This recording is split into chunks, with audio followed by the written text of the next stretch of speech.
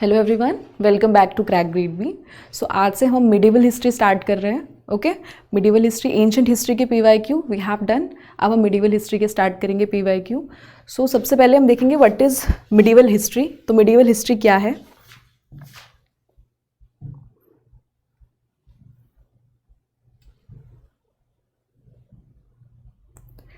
Just wait a second. Medieval history के बारे में आपके जैसे गुप्ता एम्पायर का डिसइंटीग्रेशन हुआ और जब तक आपके जो मुगल्स हैं, लेटर मुगल्स नहीं आए, जो इन दोनों ड्यूरेशन का टाइम है, that is medieval period, medieval history जिसे हम डिनोट करेंगे। तो ये जो आपका टाइम है मिडिवल हिस्ट्री का, वो 600 से 1200 CE के बीच का है। ओके, मिडिवल इंडिया में हम एंशिएंट पीरियड और मॉडर्न पीरियड के बीच में जो भी चीज़ें हुई हैं वो मिडिवल हिस्ट्री में कवर करेंगे। जैसे मैंने बताया कि गुप्ता एम्पायर का ब्रेकडाउन होने से लेकर जब तक कि लेटर मुगल नहीं आए तब तक का जो टाइम पीरियड है दैट इज़ मिडिवल हिस्ट्री। और मिडिवल हिस्ट्री भी आपके दो पार्ट में डिवाइडेड है, दैट इज़ अर्ली मिडिवल और लेट मिडिवल एरा।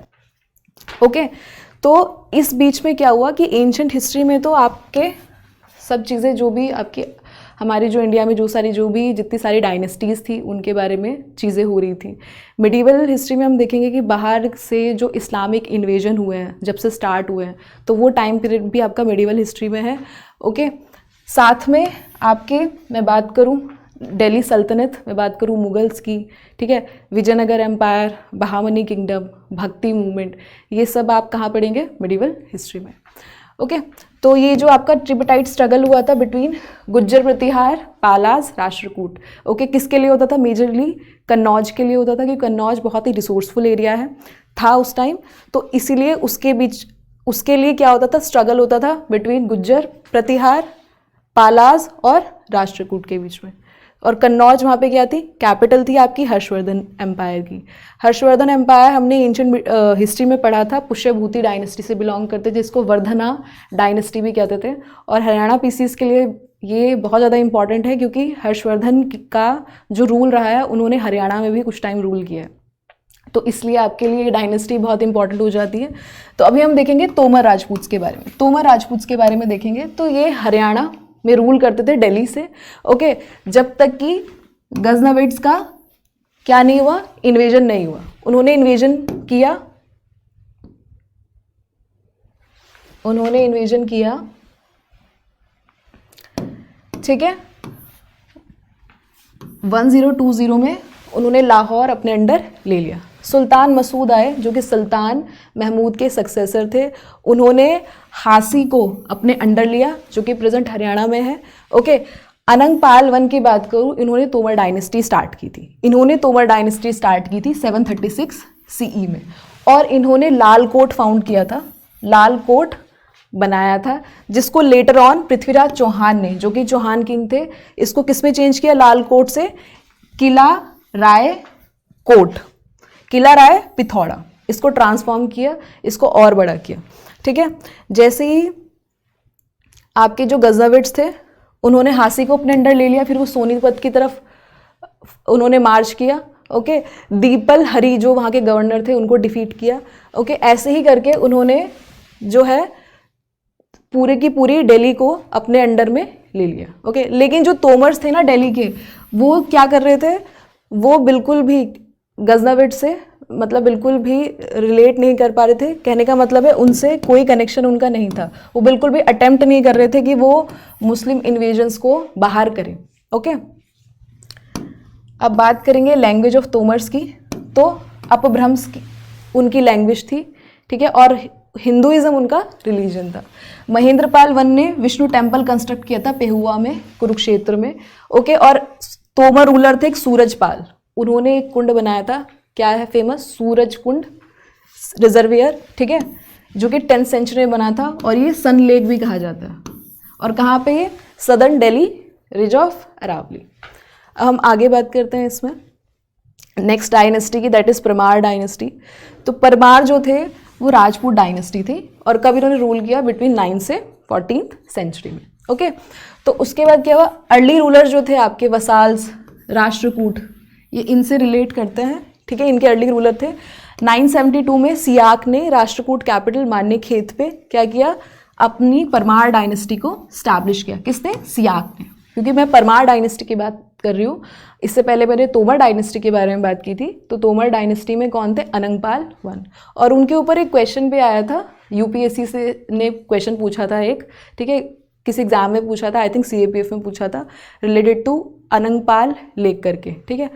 अब इसमें क्या है, इन्होंने मालवा रीजन में रूल किया जिसकी कैपिटल थी धरंगरा। ओके, तो परमार या पवार क्लैन की बात करूं, ये ऐसा माना जाता है कि माउंट अबू में एक अग्निकुंड था, वहां से ये लोग क्या हुए, एमर्ज हुए, अग्निकुंड से एमर्ज हुए परमार डायनेस्टी के लोग, ठीक है। राजा भोज यहाँ के ग्रेटेस्ट किंग थे इस डायनेस्टी के। साथ में इन्होंने क्या किया, स्कूल भी एक कॉलेज बनाया, बेसिकली संस्कृत कॉलेज बनाया, भोजशाला। ओके, इनकी फेमस बुक कौन कौन सी है? आयुर्वेदा संग्रह, युक्तिकल्पतरु और समरंग सूत्रधारा, ठीक है। तो ये है जो कि आर्किटेक्चर से डील करती है, समरंग सूत्रधारा। तो आपको ये देखना है। अब हमने तोमर डायनेस्टी कर ली, परमार डायनेस्टी कर ली, नेक्स्ट करेंगे कछवाहा डायनेस्टी की। मैं ये दिल्ली के ही डायनेस्टीज़ के बारे में बता रही हूँ, जो दिल्ली के आसपास की डायनेस्टीज़ हैं। ओके, तो ये भी एक राजपूत क्लैन था, और ये अलवर, महेर और तलचर में क्या थे, ये रूल करते थे। इनकी लार्जेस्ट किंगडम थी जयपुर। उसके बाद किसने किया था ये फाउंड की थी? महाराजा स्वय जयसिंह टू 1727 में। और महाराजा ऑफ जयपुर को ही हेड कहा जाता है कछवाहा क्लैन की। तो ध्यान दीजिएगा, कछवाहा डायनेस्टी। अब हम बात करेंगे चौहान ऑफ दिल्ली अजमेर। तो चौहान ने इंडिपेंडेंस डिक्लेयर कर दी थी 1101 सेंचुरी में अजमेर में, और फ्यूडिटरीज थे ये प्रतिहार के। ओके, इन्होंने परमार को हराया, कैप्चर किया उज्जैन 12th सेंचुरी में, और अपनी कैपिटल शिफ्ट कर दी दिल्ली में। सबसे इंपॉर्टेंट है इसके चौहान और दिल्ली अजमेर, पृथ्वीराज चौहान जो है इसके मोस्ट इंपॉर्टेंट रूलर रहे हैं। ओके, और आप तोमर डायनेस्टी से कैसे रिलेट कर सकते हैं? जो उनका किला कोट था उसको बाद में इन्होंने कोट ऑफ पिरोथरा में चेंज किया था। ओके, अब इससे रिलेटेड क्वेश्चन है, क्वेश्चन आया है HPSC में, देख लीजिएगा कि कौन सी डायनेस्टी को बिलोंग करते हैं आपके। Which dynasty ruled in the region of modern Haryana at the time of Ghaznavid invasion? जब गजनियों का इन्वेजन हुआ उस टाइम पे हरियाणा पे कौन सी डायनेस्टी रूल कर रही थी? तो आपका आंसर हो जाएगा तोमर डायनेस्टी। मैंने आपको स्टार्टिंग में ही बताया, तोमर डायनेस्टी जो थी वो रूल कर रही थी, ठीक है। और इन्होंने बिल्कुल भी कोशिश नहीं की, ठीक है, उनको आउस्ट करने की। तो अनंगपाल मैंने बता चुकी हूँ, तोमर डायनेस्टी के फाउंडर रहे हैं। ओके, साथ में इन्होंने फेमस लाल कोट बनाया था, वॉल्ड सिटाडल, ठीक है। और पृथ्वीराज चौहान जो कि चौहान किंग थे, उन्होंने कंट्रोल लिया था लाल कोट का, और साथ में उसको किला राय पिथौरा बनाया था 1180, जो कि गिगैंटिक स्ट्रक्चर थी जिसके 13 गेट्स थे उस फोर्ट के। अब मैं बात करूंगी परमार डायनेस्टी। हम लोगों ने बात कर ली परमार डायनेस्टी की, ठीक है। इसके जो फेमस जो इसकी कैपिटल सिटी है वो धरंगरा है, और जैसे मैंने बताया था कि अग्निकुंड से ये एमर्ज हुए थे परमार डायनेस्टी के लोग, ठीक है।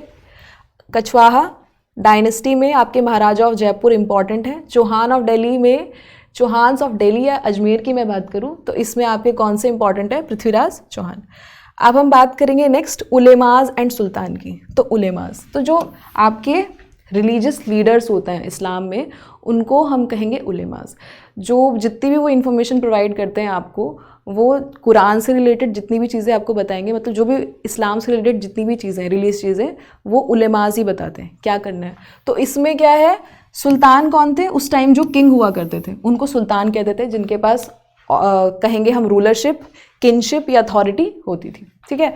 तो इसमें क्या है, इन दोनों में रिलेशन था कि जो आपके सुल्तान थे ना, सुल्तान थे, वो काफ़ी बार क्या करते थे, उलेमाज से एडवाइस लेते थे, सजेशन लेते थे रिलेटेड टू पॉलिटिक्स, कि वो कैसे रूल करें।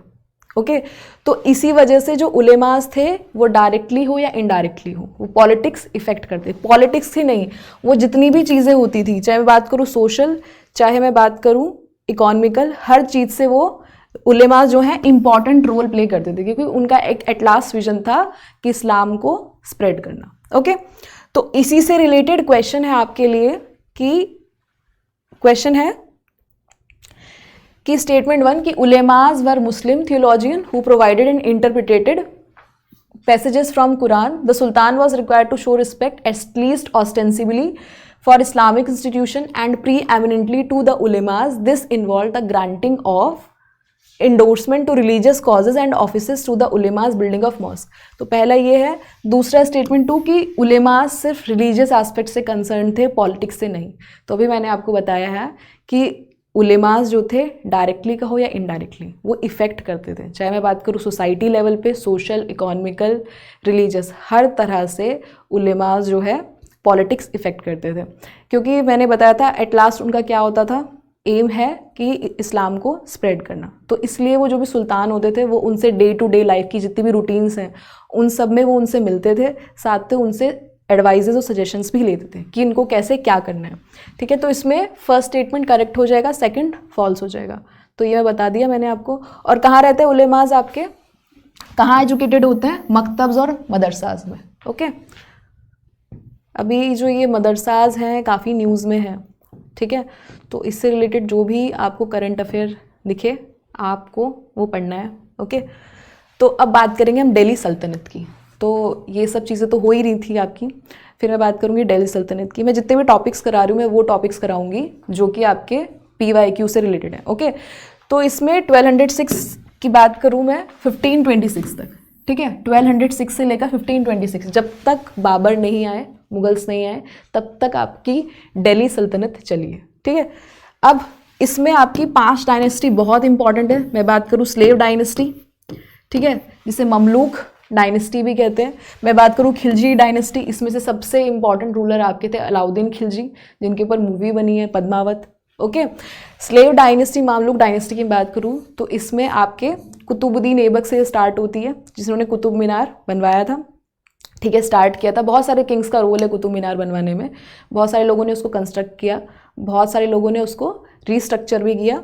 ओके, रज़िया सुल्तान अल्तमश की बेटी थी, जो कि फर्स्ट फीमेल रूलर थी आपकी दिल्ली सल्तनत की. ओके, और साथ में खिलजी, तो मैंने बता दी खिलजी डायनेस्टी में सबसे इंपॉर्टेंट अलाउद्दीन खिलजी. इसमें हम 2 इंपॉर्टेंट पढ़ेंगे, तो जलालुद्दीन खिलजी और फिर अलाउद्दीन खिलजी. इसमें 2 ही इंपॉर्टेंट है. अलाउद्दीन खिलजी इसलिए इंपॉर्टेंट है, यूँ ही नहीं कि उस पर मूवी बनी है, इसलिए कि उसने बहुत सारे मार्केट रिफॉर्म्स किए हैं. ओके, बहुत सारी चीज़ें, जैसे उन्होंने स्पाई की मैं बात करूँ, इंटेलिजेंस, वो इन्हीं के टाइम पीरियड में स्टार्ट हुआ है, जो किसी ने सोचा भी नहीं होगा. बहुत सारे इन्होंने मार्केट रिफॉर्म्स किए हैं.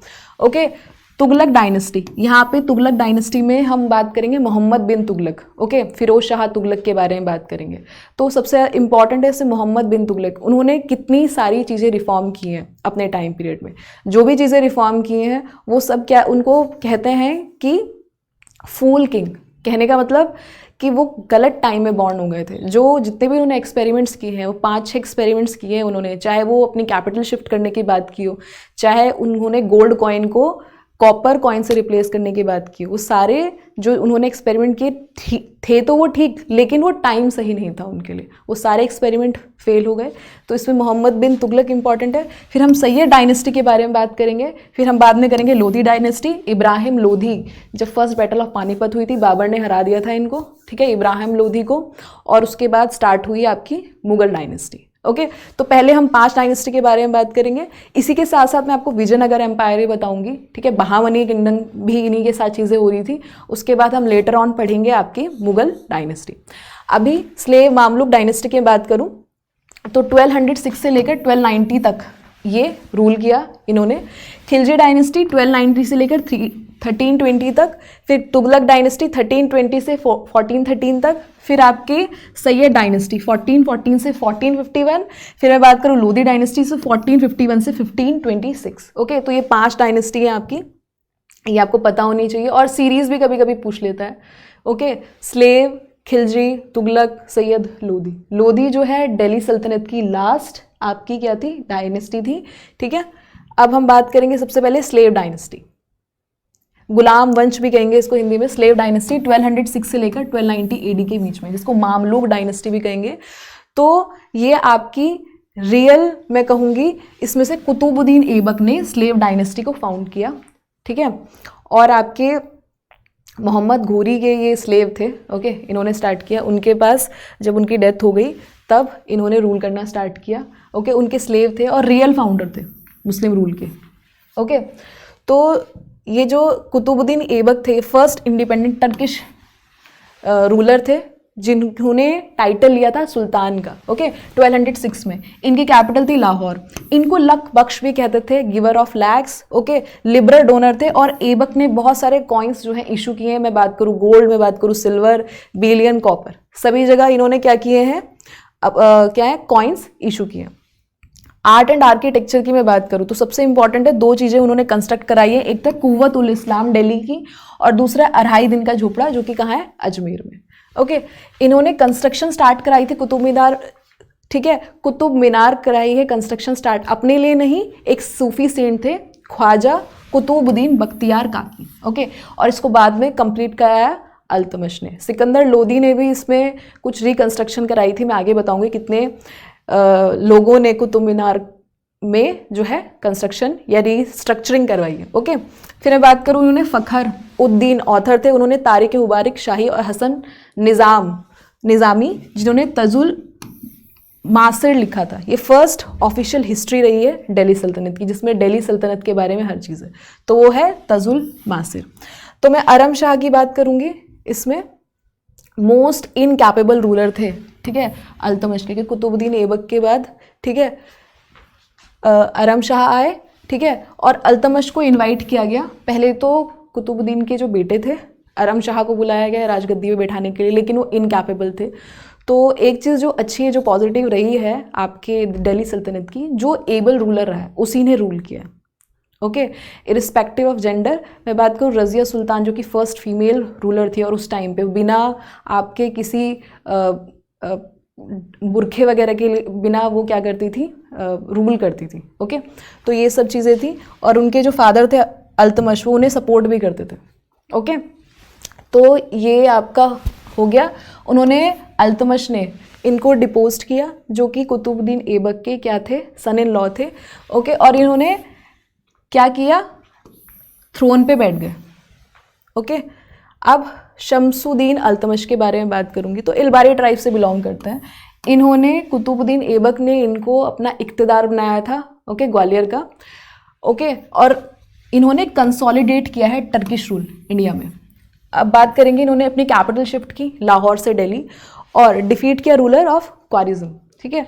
तो ये सब चीज़ें इनकी इंपॉर्टेंट है। इन्होंने अरेबिक कॉइन स्टार्ट किए, इन्होंने सिल्वर टंका, कॉपर जित्तल, जो है कॉपर का जो कॉइन था उसको जित्तल कहते थे, और सिल्वर का कॉइन था टंका, वो इन्होंने इंट्रोड्यूस किया। और इन्होंने एक चीज़ स्टार्ट की थी, न्यू क्लास ऑफ रूलिंग, जो एलीट पावरफुल जो लोग होते थे 40, उनको कहते थे तुर्कन चहलगामी। तो ये इंट्रोड्यूस किया था, और बाद में बलबन ने इसको ख़त्म कर दिया था, ठीक है, तुर्कन चहलगामी। इसमें क्या होता था, रूलिंग एलीट क्लास होती थी 40 पीपल्स की। फिर उन्होंने नॉमिनेट किया था रज़िया को एज अ सक्सेसर। तो ऐसे ही नॉमिनेट किया था कि बेटी हैं, ऐसे ही नॉमिनेट कर दिया। उन्होंने उनके अंदर कैपेबिलिटी देखी, जो रूल करने के लिए, वो कहीं और अटैक करने के लिए गए थे अल्तमश, तो उन्होंने कुछ टाइम के लिए अपनी बेटी को कुछ एरियाज़ में जो था रूलर बनाया था। तो उन्होंने देखा कि वो कितने अच्छे से चीज़ें मैनेज कर रही हैं, तभी जाके उनको उनकी पहली पसंद अपने बाद कौन थी, रज़िया सुल्तान, ओके। तो अब हम रज़िया सुल्तान के बारे में पढ़ेंगे। इंपॉर्टेंट रज़िया सुल्तान हरियाणा के लिए इसलिए क्योंकि इनकी जो डेथ हुई थी वो कैथल में हुई थी, हरियाणा में, ओके, इंपॉर्टेंट है। और क्वेश्चन आ चुका है इसके ऊपर 1236 से 1240। मैं बात करूँ, ये फर्स्ट फीमेल मुस्लिम रूलर थी, और मैं बात करूँ ओनली फीमेल मुस्लिम रूलर रही है दिल्ली की अभी तक। अल्तमश ने रज़िया को किया था, ऑल्दो उनके भाई भी थे रुकनुद्दीन फिरोज़, लेकिन उनको हटाकर बाद में जो अल्तमश की पहली पसंद थी वो अपनी बेटी थी रज़िया सुल्ताना, क्योंकि उन्होंने उनके अंदर देखी कि उनके अंदर कितनी अच्छी कैपेबिलिटीज़ हैं कैसे रूल करने की, ओके। तो पहले तो जो पब्लिक थी वो अगेंस्ट चली गई, जब रज़िया सुल्ताना को क्या बनाया, रूलर बनाया। कुछ टाइम के लिए रुकनुद्दीन को उन्होंने किंग रहने दिया, लेकिन और लोगों के साथ मिलकर उन्होंने उनको डिपोज कराया 1236 में, और ऑन 10 नवंबर 1236 को रज़िया सुल्तान जो है गद्दी पे बैठ गई। तो उनका नाम था जलालत उद्दीन रज़िया, ओके। अब मैं बात करूंगी इसमें,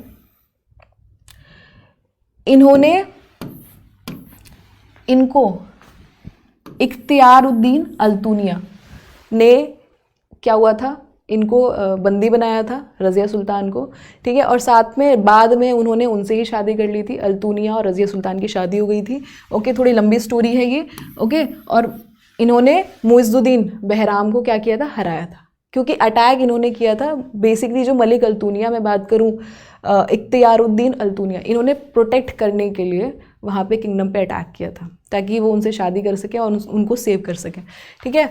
अभी इधर बहुत सारे लोग अगेंस्ट चले गए थे क्योंकि रज़िया सुल्तान काफ़ी फेयरलेस वुमेन थी, रूलर थी, और एक होता है ना कि फ़ीमेल को हर कोई एक्सेप्ट नहीं कर पाता एज एन लीडर, तो वही उस टाइम पे, और उस टाइम तो बहुत बड़ी बात होती थी कि कोई फ़ीमेल रूल कर रही है, तो बहुत सारे लोगों की ईगो भी हर्ट हुई होगी उस टाइम। तो बहुत सारे, मैंने बोला ना कि उनको बहुत डिसग्रेस का सामना भी करना पड़ा, लेकिन उन्होंने काफ़ी टाइम तक रूल किया।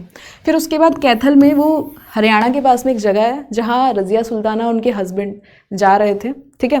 तो वहाँ पे उनको इलबारी ट्राइब के कुछ लोगों ने ही मार दिया था। 4 साल तक रज़िया सुल्ताना का रूल रहा है, तो इम्पॉर्टेंट है, मैं बात करूँ HPSC के लिए। और इससे रिलेटेड क्वेश्चन भी आया है कि कहाँ पे रज़िया सुल्ताना को हराया गया था और मारा गया था, असैसिनेट किया गया था, तो कैथल। कैथल कहाँ है, आपके हरियाणा में। ओके, ये याद रखिएगा आप इसमें। हाँ, रज़िया की जो मदर थी उनका नाम तुर्कन खातून था, और वो भी नहीं चाहती थी कि उनकी बेटी बने, वो चाहती थी उनका बेटा रुकनुद्दीन फ़िरोज़ क्या बने, रूलर बने। ओके, अब हम आगे बात करेंगे इसमें, बलबन के बारे में बात करूँगी। तो ऐसे ही फिर रज़िया सुल्ताना के बाद बहुत सारे रूलर आए, फिर एक लास्ट रूलर आए थे नसीरुद्दीन मोहम्मद, ठीक है। उन्हीं के जो ससुर थे आपके गियासुद्दीन बलबन, ठीक है।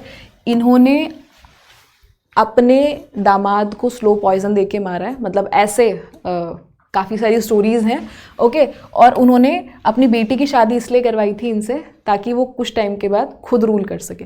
तो इनका नाम था बहाउद्दीन, ठीक है। और ये क्या करते थे, सुल्तान को बोलते थे कि वो शेडो ऑफ गॉड है, मतलब भगवान के समान है सुल्तान या जो किंग है, ओके।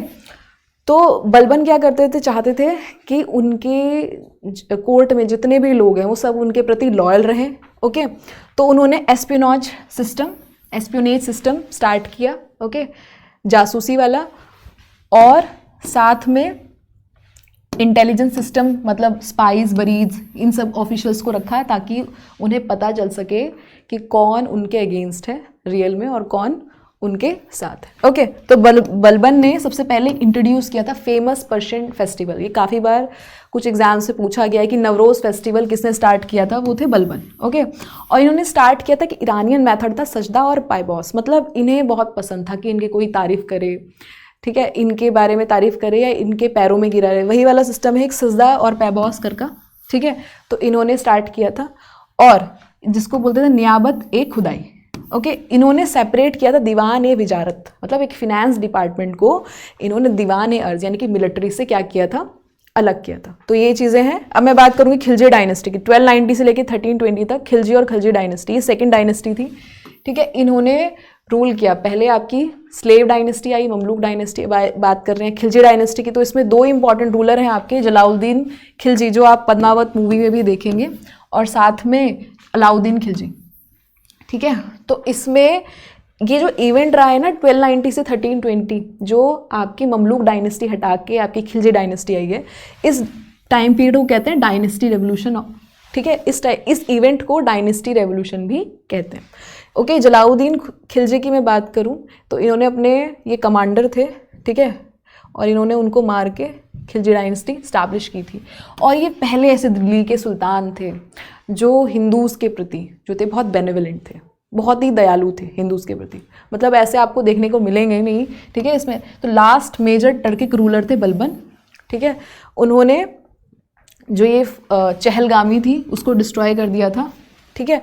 अब मैं बात करूँ जलालुद्दीन की बारे में, जलालुद्दीन, ठीक है, यूनिवर्सली एक्सेप्ट नहीं किए गए क्योंकि मैंने बताया ना बहुत बेनेवलेंट थे, बहुत दयालु थे हिंदूज़ के प्रति, और ये आपके उलेमास को ये वाली बात पसंद नहीं थी, बहुत सारे लोगों को पसंद नहीं थी जो थोड़े कट्टर थे, ठीक है। 6 ईयर तक इन्होंने रूल किया। उसके बाद क्या हुआ, धीरे धीरे करके बहुत सारे लोग इनके अगेंस्ट चले गए, और लास्ट में बलबन का जो नेफ्यू थे, कौन, मैं बात करूँ अलाउद्दीन खिलजी या मैं बात करूँ अली गुरसब, ठीक है, उन्होंने ही इन पे अटैक करवाया था और इनको मार दिया था, ठीक है, प्लॉट किया था अलाउद्दीन खिलजी ने और जलालुद्दीन को असैसिनेट करवाया था, मतलब मरवा दिया गया था। कहाँ पे? समाना पंजाब में ठीक है, इनसे मरवाया था, सॉरी, मोहम्मद सलीम ऑफ समाना पंजाब। अब मैं बात करूँ, इनके टाइम पे काफ़ी सारे मंगोल अटैक किए गए हैं। कोई पूछ सकता है आपसे खिलजी डायनेस्टी के किस सुल्तान किंग के दौरान सबसे ज़्यादा मंगोल अटैक हुए हैं, ठीक है, तो किसके टाइम पे हुए हैं? जलालुद्दीन खिलजी, और ये सक्सेसफुल भी रहे हैं। किस लिए? इन्होंने उनको डिस्ट्रॉय किया, किनको? मंगोल फोर्स को। ओके, अब मैं बात करूंगी अलाउद्दीन खिलजी। तो मैंने जैसे पहले बताया तो अली गुरशब, ठीक है, और इन्होंने अपॉइंट किया था अमीर तुजुक, या मैं बात करूंगी अरीज़े मुमालिक बाय जलालुद्दीन खिलजी। जलालुद्दीन खिलजी ने ही इनको अपॉइंट किया था, ये उनके भतीजे थे, और इनकी बेटी की शादी भी इनसे ही हुई थी, जैसे आपने मूवी में देखा है, ठीक है।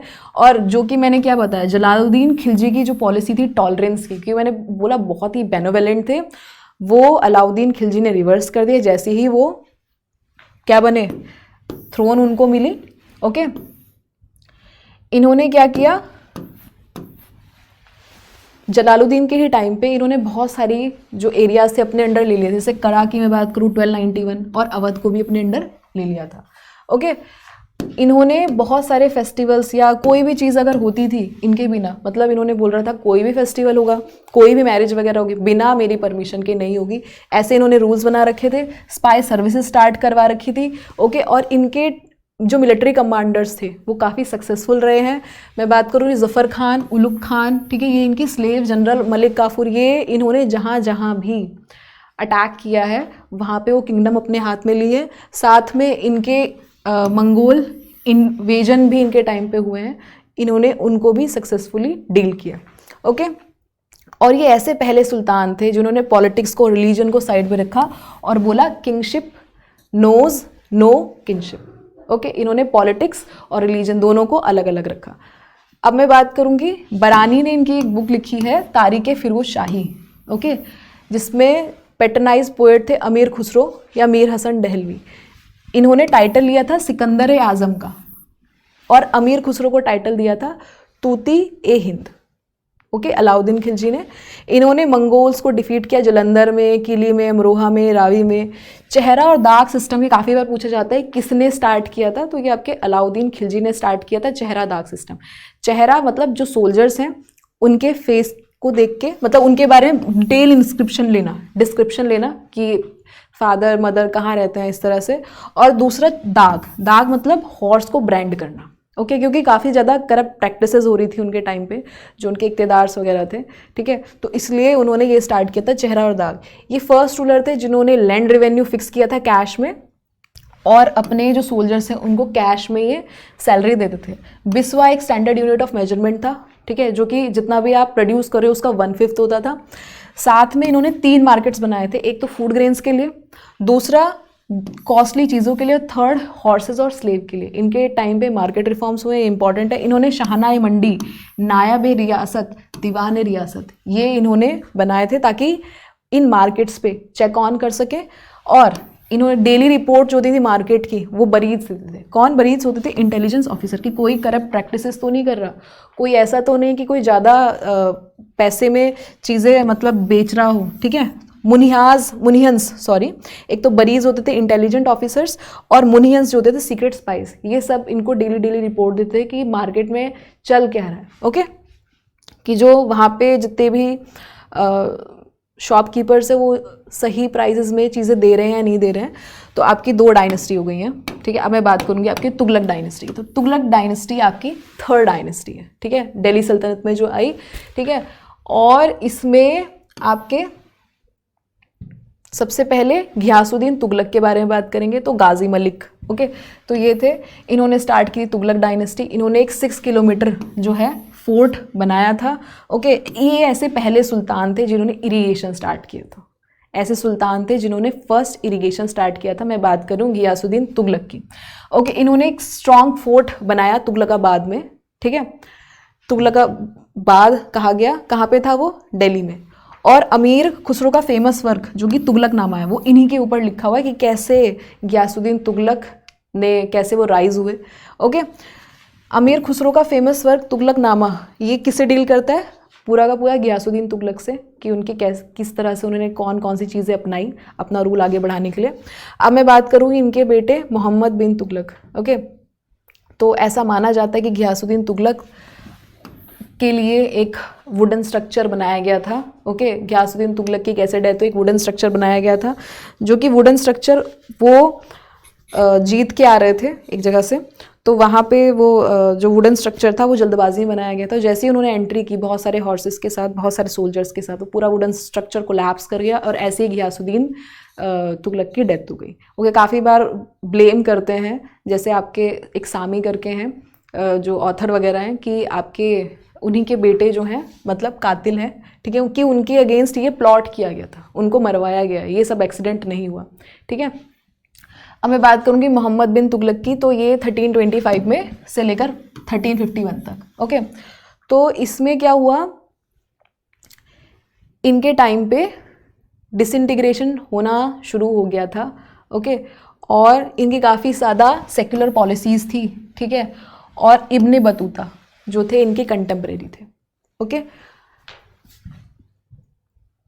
एक्सपेरिमेंट मैंने बताया, इन्होंने, ये ऐसे किंग थे जो अपने टाइम पीरियड से बहुत पहले आ गए थे। मतलब अगर कुछ टाइम के बाद ये किंग आते तो जितने भी इनके एक्सपेरिमेंट थे मोस्ट ऑफ द आप सक्सेसफुल होते, लेकिन इन्होंने जितने भी एक्सपेरिमेंट किए सब के सब जो रहे फेल हुए। जैसे इन्होंने अपनी कैपिटल शिफ्ट की दिल्ली से देवगिरी, ठीक है, कुछ टाइम के बाद वहाँ पे पानी की कमी हो गई, फिर वापस इन्हें दिल्ली आना पड़ा। ओके, फिर मैं बात करूँ टोकन करेंसी, इन्होंने सिल्वर टंका को रिप्लेस कर दिया, इन्होंने कॉपर की कॉइन्स बनाना शुरू कर दिया। अब जो बाहर के जो लोग थे, मतलब जो फॉरेन ट्रेडर्स थे, वो कैसे रूल करेंगे, कॉपर तो मतलब लो क्लास मेटल है। क्योंकि पहले क्या होता था, अभी जैसे फ़िलहाल की मैं बात करूँ प्रेजेंट टाइम में, तो जो मनी है, हमारी करेंसी है, आरबीआई जो है उसमें हमें विश्वास है उस करेंसी में। ठीक है, उसकी इंट्रिंसिक वैल्यू भले ही ना हो, बट आरबीआई ने उसको बोल रखा है कि हाँ इसकी कॉस्ट इतनी है। लेकिन अगर मैं बात करूँ गोल्ड की, ठीक है, उसमें जो होती है इंट्रिंसिक वैल्यू होती है। तो उसी टाइम की में वही वाली बात थी कि गोल्ड वगैरह को वो लोग मानते थे, ठीक है, क्योंकि उसकी क्या होती थी, इंट्रिंसिक वैल्यू होती थी। और मैं बात करूँ, इन्होंने कॉपर कॉइन जो है बनाने स्टार्ट कर दिए थे, जिसकी वजह से क्या हुआ कि फॉरेन जितने भी ट्रेडिंग होती थी वो ख़त्म हो गई बिल्कुल। फिर इन्होंने वो बंद किया। ओके, फिर इन्होंने खोरसान प्रोजेक्ट स्टार्ट किया चाइनीज़ इनकर्शन को रोकने के लिए। ठीक है, वो फेल हो गए। कराची एक्सपीडिशन किया इन्होंने, कुमाऊँ हिल्स में एक लॉन्च किया, एक वहाँ पे रूल करेंगे, वहाँ के लोगों को ये पसंद नहीं आया, तो वहाँ से वापस क्या हुआ, वो भी फेल हो गया। फिर है दीवाने आमिर कोही, इन्होंने सेपरेट किया आपका डिपार्टमेंट, वहाँ पे इन्होंने लोन्स प्रोवाइड किए लोगों को, पहले इन्होंने टैक्स बढ़ा दिया फिर लोन्स प्रोवाइड किए। मतलब कहने का मतलब जितने भी इन्होंने एक्सपेरिमेंट किए वो सब फेल हुए। इसमें क्या हुआ कि तकवी लोन्स प्रोवाइड करते थे, और फेल इसलिए हो गया क्योंकि इनके बहुत सारे करप्ट ऑफिशियल्स की वजह से, क्योंकि कोई हेड था नहीं उन लोगों के बीच में कि जो क्या कर सके, ऑथेंटिसिटी दे सके उस चीज़ की। ठीक है, तो ये सब है। इसके बाद हम बात करेंगे फिरोज शाह तुगलक की, तो ये भी मुस्लिम रूलर रहे हैं, इन्होंने भी रूल किया है 1351 से 1388। इन्होंने पॉलिसी अपनाई थी, ठीक है, ताकि नोबल्स को, आर्मी को, थियोलॉजियंस को वो अपीज़ कर सकें। ओके, अब मैं बात करूँगी कुछ डिसीजन लिए हैं उन्होंने, जैसे उन्होंने वुमेन्स के ऊपर प्रोहिबिशन लगा दी थी। ठीक है, साथ में कंसेशन दिया था थियोलॉजियंस को, जो मुस्लिम थियोलॉजियंस होते हैं। ठीक है, और साथ में जजिया, एक सेपरेट टैक्स बनाया था, हिंदूज़ के ऊपर लगता है जजिया, तो वो इन्होंने एक क्या किया, पुअर मतलब गरीब लोगों के लिए कंस्ट्रक्ट की दरुल शिफा। ओके, और साथ में इन्होंने स्टैब्लिश किया टाउन हिसार और फिरोज़ाबाद। ओके, नए डिपार्टमेंट्स इन्होंने बनाए, दीवाने खिरात, ताकि जो गरीब लड़कियां उनकी शादी के लिए बनाया, डिपार्टमेंट ऑफ पब्लिक वेलफेयर, दीवाने बंदगाम जो स्लेव्स के लिए बनाया। इन्होंने फर्स्ट सुल्तान थे जिन्होंने इरीगेशन टैक्स लगाया। ओके, अब मैं बात करूँ, इन्होंने 2 न्यू कॉइन बनाए थे, अधा 50% जो था जित्तल का, और एक होता है बेच करके, इसमें बेच यानी कि 23% जित्तल का। ठीक है, कॉपर कॉइन को जित्तल कहते हैं। इन्होंने रॉयल फैक्ट्रीज बनवाई, कारखानाज। ओके, इन्होंने 4 टैक्सेस सेंक्शन किए, इस्लामिक खर्च, खम्स में बात करूं, जजिया, जकत इन्होंने किया। अब मैं बात करूंगी नसीरुद्दीन मोहम्मद की। नसीरुद्दीन मोहम्मद तुगलक ये लास्ट रूलर थे तुगलक डायनेस्टी के, और चगताई रूलर जो थे तैमूर, उन्होंने इनके टाइम पे इन्वेड किया था। ओके। नसीरुद्दीन मोहम्मद शाह तुगलक की डेथ हो गई थी 1413 में, और उसके बाद बने खिज्र खान जो कि फर्स्ट सैयद रूलर थे। इसके बाद से आपकी डायनेस्टी स्टार्ट हो जाएगी, Syed dynasty. Okay, Syed dynasty में खिज्र खान इंपॉर्टेंट है। तो खिज्र खान जो है वो डिसेंडेंट थे किसके, इस्लामिक प्रॉफिट मोहम्मद के, ठीक है, और लीनिएज थे कहीं ना कहीं जो उनकी बेटी थी फातिमा, उनके कहीं ना कहीं ये जो है परिवार से बिलोंग करते थे। ओके, इन्होंने दिल्ली कैप्चर्ड किया, सैयद डायनेस्टी 1414 में स्टैब्लिश की, 1421 में इनकी डेथ हो गई। ओके, उसके बाद आए मुबारक शाह, मोहम्मद शाह, आलम शाह, और फिर आलम शाह के बाद उनको डिस्प्लेस कर दिया लोधी डायनेस्टी ने, ठीक है, 1451 में सॉरी, ठीक है। तो अलाउद्दीन आलम शाह को डिफीट किया बहलोल लोधी ने, और तब से लोधी डायनेस्टी स्टार्ट होती है। लोधी डायनेस्टी में सबसे पहले हम बात करेंगे सिकंदर लोधी की, तो ये 5th और फाइनल डायनेस्टी है दिल्ली सल्तनत की। ओके, ये कंटेम्प्रेरी थे आपके मोहम्मद बेगराह गुजरात के और राणा सिंगा मेवात के। इन्होंने सिटी फाउंड की थी आगरा और ट्रांसफ़र की थी अपनी कैपिटल दिल्ली से आगरा, और इन्होंने एक गजे सिकंदरी करके, मतलब मेजरमेंट ऑफ लैंड के लिए एक बनाया था यार्ड। ओके, सिकंदर लोधी को उनके बेटे इब्राहिम लोधी ने सक्सीड किया था। इसके बाद थ्रोन पे इब्राहिम लोधी बैठे थे, और इनका नाम था गुलरुखी, एक पेन नेम था जिसके अंडर ये क्या करते थे, पोएट्री लिखते थे। ओके, सिकंदर लोधी का जो पेन नेम था वो था गुलरुखी, इस नाम से वो बहुत सारी पोएम्स लिखते थे। ओके, अब मैं बात करूँगी इब्राहिम लोधी की। तो एल्डेस्ट सन थे सिकंदर के और लास्ट लोधी सुल्तान थे दिल्ली के। इब्राहिम लोधी को 1526 में बैटल ऑफ पानीपत में बाबर ने हरा दिया था। अभी तक 3 बैटल हुई है पानीपत की। ओके, 1526 में बिटवीन बाबर इब्राहिम लोधी, फिर मैं बात करूँगी 1556 में बिटवीन अकबर एंड हेमू, फिर हुई आपकी लास्ट वाली बैटल, आप कमेंट सेक्शन में लिखोगे कब हुई और किन किन के बीच में हुई। ओके, 3 बैटल हुई है पानीपत की। तो कॉजेज़ बताएंगे हम, दिल्ली सल्तनत क्यों एक्चुअली डिक्लाइन हुई। तो बहुत सारी चीज़ें की फिनेंशियल इंस्टेबिलिटी थी, और जो दिल्ली सल्तनत थे वो कंटिन्यूस सिंक हो रहे थे, ठीक है, एबल रूलर नहीं थे, मतलब एक के बाद अगर एक अच्छा रूलर था तो उसके बाद नेक्स्ट रूलर जो था, या कह सकते हो इनकैपेबल, या कह सकते हो जो भी पॉलिसीज़ वगैरह अपना रहे थे वो कंटिन्यू नहीं रह पाई। ग्रीड और incompetency of nobles, defective military organization था, एम्पायर बहुत बड़ा था, कम्युनिकेशन की कमी थी। ओके, सक्सेशन वॉर तो चलती रहती थी, और गवर्नमेंट जो थी वो डिस्पोटिक और मिलिट्री थी। तो ये रीजंस हैं कि कैसे आपका दिल्ली सल्तनत का डिक्लाइन हुआ। ओके, अब हम इससे रिलेटेड अगर क्वेश्चन देखते हैं, इससे रिलेटेड कोई क्वेश्चन नहीं है ओके दिल्ली सल्तनत से, लेकिन एक छोटा सा आइडिया दे दिया मैंने कि इसके बाद आप क्या पढ़ेंगे। ओके, इसके बाद हम स्टार्ट करें विजयनगर एम्पायर। तो विजयनगर एम्पायर की बात करूँ तो 1336 से 1646 AD में स्टार्ट हुआ था, और ये कर्नाटका एरिया में, कर्नाटका किंगडम भी कहते हैं विजयनगर एम्पायर को, ठीक है, तो वहाँ पे ये स्टार्ट हुआ था। ठीक है, अब मैं बात करूँ कर्नाटका, आंध्र प्रदेश, तमिलनाडु, केरला, गोवा और कुछ पार्ट तेलंगाना, महाराष्ट्र में 1336 में हरिहर बुक्का ने और आपके हरिहर और बुक्का राय वन ने संगम डायनेस्टी स्टार्ट की। आप विजयनगर एम्पायर में भी डायनेस्टीज़ पढ़ेंगे, ठीक है, डायनेस्टीज़ हैं आपकी इसमें 4। मैं बात करूँ संगम डायनेस्टी, ठीक है, इसमें संगम जो थे फर्स्ट ये डायनेस्टी थी जिसको हरिहर वन ने और बुक्का ने स्टार्ट किया था। ठीक है, इसके बारे में और डीपली हम लेक्चर्स में पढ़ेंगे, लेक्चर्स में कवर करेंगे। ओके, अभी इससे रिलेटेड क्वेश्चंस देखेंगे हम। फिर मैं बात करूँ सलुवा डायनेस्टी की, तो सलुवा डायनेस्टी को फाउंड किया था नरसिम्हा ने। उसके बाद आपकी आई तुलुवा डायनेस्टी, वीर नरसिम्हा ने। फिर आई आपकी अराविडू डायनेस्टी, इसको स्टार्ट किया था तिरुमल ने। ये 4 डायनेस्टी थी आपकी। ओके, इसमें से थोड़ा देख लेते हैं विजयनगर में क्या क्या इंपॉर्टेंट है। सदर्न इंडिया की किंगडम थी। ओके, तो विजयनगर रूलर जो थे वो शैविज्म में काफ़ी बिलीव करते थे, ठीक है, और विरूपक्ष उनके फैमिली गॉड थे। अभी आप बहुत सारे 2-3 क्वेश्चंस देखेंगे PYQ में, जो विरूपक्ष गॉड और जो पंपा देवी गॉडेस हैं उनसे रिलेटेड। ओके, लेकिन इनके ऊपर कहीं ना कहीं वैष्णविज्म का भी इन्फ्लुएंस था। थे इनके फैमिली गॉड कौन? विरूपक्ष। ओके, अब मैं बात करूँ 3 चीज़ों के लिए, से रायचूर दोआब हो गया, तुंगभद्रा दोआब हो गया, या मैं बात करूँ मराठावाड़। ये आप अभी नेक्स्ट जो डायनेस्टी पढ़ेंगे वो होगी बहामनी किंगडम। तो विजयनगर, क्योंकि ये साउथ में चल रहा था, विजयनगर किंगडम और बहामनी किंगडम, इनका जो बोन ऑफ कंटेंशन था वो 3 एरियाज थे। मैं बात करूँ रायचूर दोआब जो आपकी कृष्णा तुंगभद्रा रीजन, रिवर के बीच का जो रीजन है, फर्टाइल रीजन। मैं बात करूँ तुंगभद्रा दोआब जो कि आपके कृष्णा गोदावरी डेल्टा के बीच का फर्टाइल एरिया है मराठावाड़। ये तीनों बोन ऑफ कंटेंशन थे बिटवीन विजयनगर और बहामनी किंगडम। ठीक है, तो इनके टाइम पे राम राय जो थे उन्होंने आपके बीजापुर, अहमदनगर, गोलकुंडा और बीदर, ये आपके बहामनी किंगडम में हम पढ़ेंगे। ठीक है, और ये सब बैटल ऑफ तलीकोटा हुई थी। ओके, जिससे कि विजयनगर किंगडम खत्म हो गया और बहामनी किंगडम शुरू हो गया। लास्ट रूलर थे विजयनगर के आपके श्रीरंग थर्ड, और 4 डायनेस्टीज थी। ठीक है, जिन्होंने 1336 से लेकर 1672 तक रूल किया। इसमें अष्टदिग्गज करके कृष्णदेव राय जो कि इंपॉर्टेंट इसमें किंग थे, उनके टाइम पे पूछते हैं कि अष्टदिग्गज क्या है।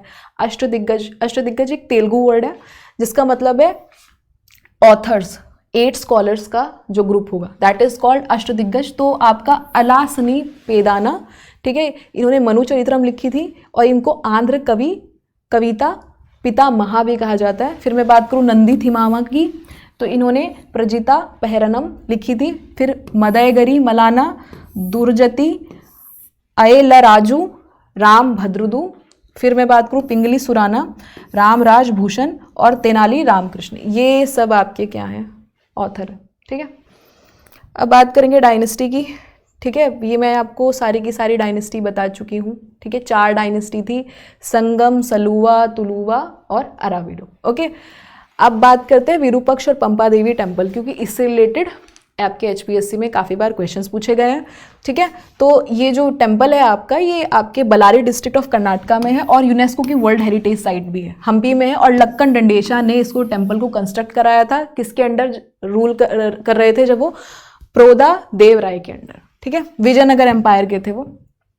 और विरूपक्षा जो गॉड है, जो कि शिव जी की एक फॉर्म है, वो अपनी गॉडेस यानी कि पंपा देवी के साथ उनको क्या किया जाता है, वर्शिप किया जाता है। ओके, अब बात करेंगे लक्कन डंडेशा, इन्होंने इसको बनवाया था। ओके, फेमस कैलाशनाथ टेम्पल की बात करूँ, एलोरा केव जो कि इंस्पायर है टेम्पल से, और विरूपक्ष टेम्पल जो कि इंस्पायर है कैलाशनाथ टेम्पल से, तो ध्यान दीजिएगा इसमें।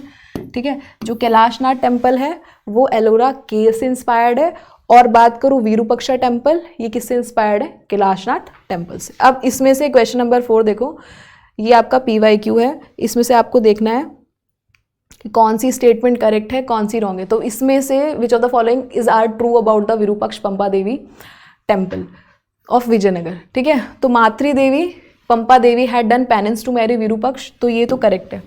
ठीक है, अगर हम बात करें पार्वती, शिव और पार्वती की, तो पार्वती जी ने, मतलब फीमेल गॉडेस पार्वती ने बहुत तपस्या की है, सेम यहाँ पे भी अप्लाई होता है वो। ठीक है, Vijayanagara rulers claim to rule on the behalf of Pampa Devi, नहीं, on the behalf of Virupaksha. ठीक है, सेकंड स्टेटमेंट करेक्ट हो गया, आपका इनकरेक्ट हो गया। पैटर्न डीटी इनकी कौन है, विरूपक्ष है, करेक्ट। फिर इनके नॉर्मली जो नेम है श्री विरूपक्ष, ये मेंशन है कन्नड़ स्क्रिप्ट में। ठीक है, और विरूपक्ष जो है was a form of Vishnu, तो ये भी गलत है। इसमें इन्होंने बोला है करेक्ट ढूंढने के लिए, तो ये आपके इसमें 2 स्टेटमेंट रॉन्ग हो जाते हैं। ठीक है, अगर हम इनको हटाएंगे तो आपके पास 1, 3, 4 ये 3 स्टेटमेंट करेक्ट होंगी। तो हाँ, मातृ देवी पंपा देवी ने बहुत तपस्या की थी, मतलब बहुत तप किया था ताकि वो विरूपक्ष गॉड से शादी कर सके।